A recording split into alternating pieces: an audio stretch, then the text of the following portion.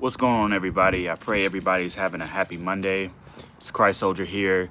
Just want to share a word with you all. I was meditating on and just what the Heavenly Father, was just telling me and teaching me about anger. And I've done a video like this before. So, you know, there was a gentleman that came to me up to me this weekend, spoke to me, and was telling me, how he felt like if somebody pressed him, he had to respond to that challenge, or he had to fight back, and had to always check somebody and stuff like that. In other words, he always felt like he had to respond to the threat and fight the battle. But the Heavenly Father teaches us in the book of James chapter 1 verse 19, where it says, "My dear brothers and sisters, take note of this. Everyone should be quick to listen and slow to speak and slow to become angry, because human anger does not produce the righteousness that God desires." So, y'all, one thing about it is, like, the enemy is always going to try us.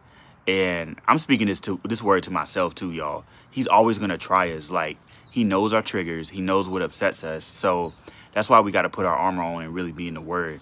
And the thing is about anger, people are really out here like crashing out and are losing their lives. You know what I mean? People are dying out here. It could cost you your job. It can cost you a career opportunity, all sorts of things. And that's what the enemy wants. So, y'all, we don't have to fight battles that's already been won. So, and I know it can be easier said than done when you're in the moment, but we have to, if we listen and don't respond and really digest what somebody might be saying to us, it gives us a better option to respond. It gives us a more effective option. You know what I mean? So we don't have to be quick to bounce back and clap back like people say. We don't have to do all that. So, next time you feel like you're angry, just meditate on that verse. It's a lot of stuff, man, is not even worth it. Stuff could be worked out, you know what I mean, by effective communication. However, sometimes people just want to try you. It's just better to just walk away from that situation. Don't let the devil steal your joy is what I'm trying to say.